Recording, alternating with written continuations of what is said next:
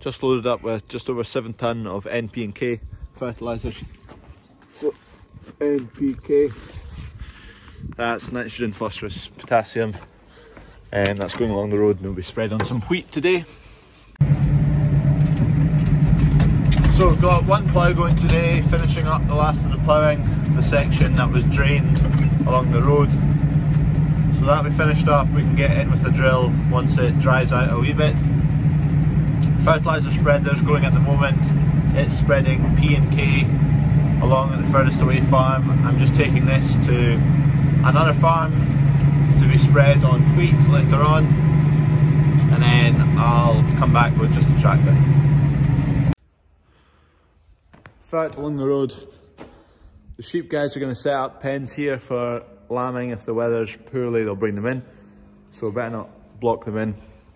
This shed along here is basically just a machinery shed for the year, so the combine stays in here, baler stays in here, hedge cutter, mower, a wee fencing cart, forklift, header for the combine, the drill, a couple of ploughs, trailers. This is just a machinery shed. A lot of the kit, trailers, kit that sits on the back of the tractors, discs, grubbers and stuff, they can sit outside, but ideally if you have them inside through the winter, there's less damage from the weather. They'll be fine outside, but instead of lasting 20 years, they might last 15 years.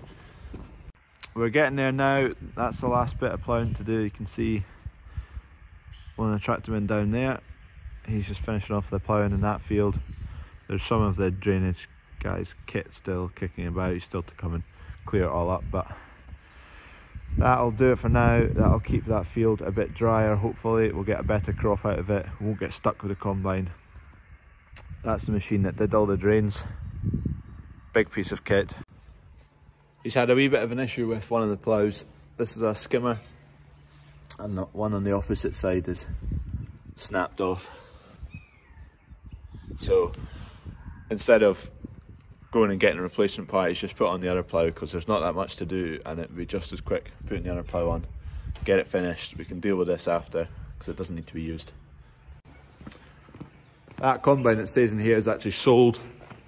It doesn't belong to us anymore. Should probably be charging a storage fee there. Got a new one coming, big shiny new one. Excited for that. These are spring oats that were sown just 2 days ago. I'm just having a wee look at them there. You can see the pinky seeds there again. That's a spring oat seed. So without the pinky substance on the outside, that's what your porridge is made of. It's just that, but it's crushed. So it's looking fine. I'm just going to roll the rest of this field. There's still a wee bit of it to sow, but I'll get caught up with the rolling. It's dry weather at the moment. It's cold. It was -3 last night, frosty cold. So we'll get on with that, get this finished. I've just nipped over, that's the tractor behind the tree there. I was rolling over there, and this is actually a different farm. This is a field of oilseed rape that we grow. It's doing quite well. We've got quite a few tall plants, but in amongst it is these small plants here. They've struggled really. What's happened is there's been a wee weevil bug that's attacked them. It's basically meant they can't grow. They've not been able to grow the main stem. So if that's your main stem, then the wee ones next to it don't have a main stem, because the weevil has burrowed down into the main stem. It's not been able to grow, but we're not really sure why. The agronomist says the numbers of adults earlier on in the year is not monitored, so they can't tell. No one can tell when there's going to be high numbers of this weevil about. Just seems to be hit or miss. This year we've been hit quite hard by it. Kind of half the crop is a decent height and the other half is struggling. Here's a comparison. That's a tall, healthy plant, and this is a wee, stubby wee plant that's been affected by a weevil. I've just opened up the main stem where it should be on this stubby wee plant, and you can see those two white, that's the weevil. The kind of curly C-shaped bug that's burrowed itself into the main stem. It's kind of rotted out the main stem, so it's not been able to grow. Hopefully the other shoots will make up somewhat for the main stem. They've not got the height of a normal plant like this, but they will work their way around. They will get some form of crop from these, but it'll always be behind what it could have been if it wasn't affected by the weevil. So it's just something we're going to have to deal with. These plants, they will produce some crop and it won't yield what it could have done. It's a shame, but that's part of it. You never get it all 100% right. Dunk's just away around the end rig of this field, marking off the exact shape of it so the GPS knows, and then the GPS will be able to follow the exact same route and work its way in off the end rig. Kevin's just arrived into that field over there. That's some winter oats. He's spreading fertiliser over there. I'm just about finished rolling this field. Just doing the end rig just now, and then I've got another field to do. That's Kevin there spreading some fertiliser. So that'll just give the spring oats there a boost coming into spring. It's getting a bit warmer, it'll start to grow again. So chuck on some nutrients and it should start going up the way and out the way. Just coming up to the gateway across to the other farm, and I remembered along that wood I didn't get a bit finished the other day, so I'm just gonna, before I finish this field, nip up, do that, and then come back and I'll finish this. This field is still not through the surface of the soil yet, but it's getting there, and you can see there it's got a fairly decent root system. I'm having to pull on that quite hard to pull it out, so compared to the stem it's got quite long roots and they'll draw up all the nutrients and moisture. Looking quite good.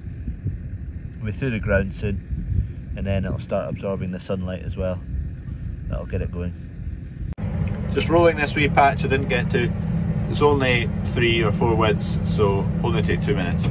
But the reason I didn't do it last time is because it was really wet next to the wood, because it didn't get the wind to dry it out, didn't get the sunlight, and you can see there the mess it's made. It's kind of, it's not flat, it's not rolled it nice and flat, it's actually picked up the soil and disturbed it, dislodged it, moved it about. So the rest of it would have been exactly the same if I'd gone onto it. The yard here seems to get smaller and smaller every day. Piles of turnips, piles of gravel, piles of rubble. We've got drainage kit kicking about, got fertiliser bags just brought up. There's a lot of horsey people about today. We do have stables up here, so it's horses and whatnot kicking about. Space just disappears. It is quite nice this time of year when things are busy, farm's busy, there's always lorries kicking about, there's machines kicking about, the animals are all outside, horses kicking about, sheep, cattle, everything. A bit better than the dreary winter months where you're stuck in a workshop and you don't really see anyone for a few months. Just finished this wee field, only took about an hour and a half. It's snowing now, which is weird. Quite stewy. Quite a lot of dust all over the place. Tractor's manky. So there's a wee strip here that's to be rolled. This was sown in spring oats a couple of days ago, whereas the rest of the field was sown in spring barley about 2 weeks ago.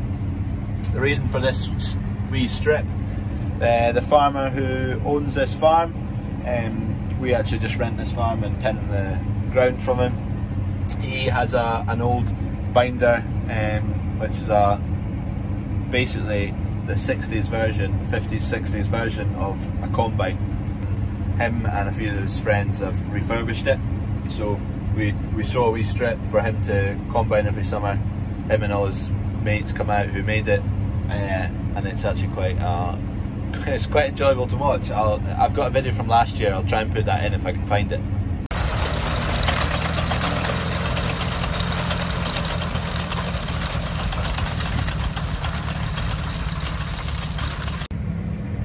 That patch is probably about an acre in size of spring oats. It will take the binder most of a day to finish all that.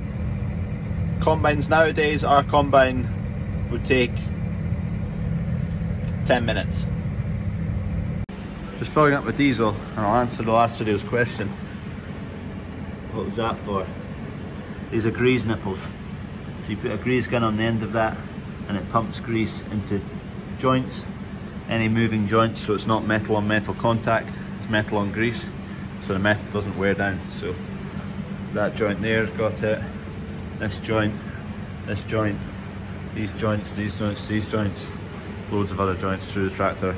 All the axles have them as well, and they're the same on tractors, sprayers, forklifts, the lot.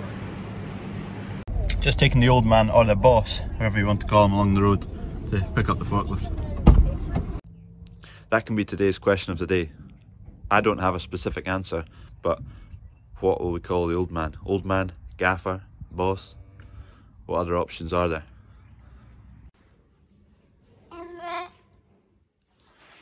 Wee fella's improved a wee bit, sitting up a bit. Go and get him some food and feed him.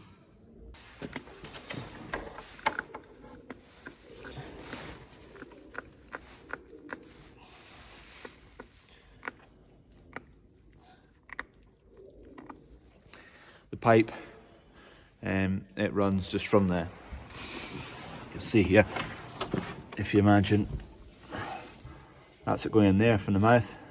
It's going down and then up into the stomach and just reaches the end of the stomach here.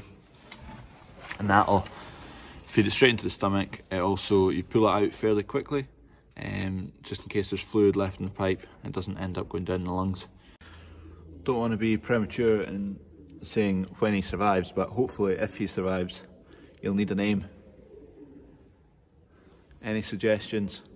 Chuck them down below. You'll need a fitting name. Come back from the dead. Hopefully, touch wood.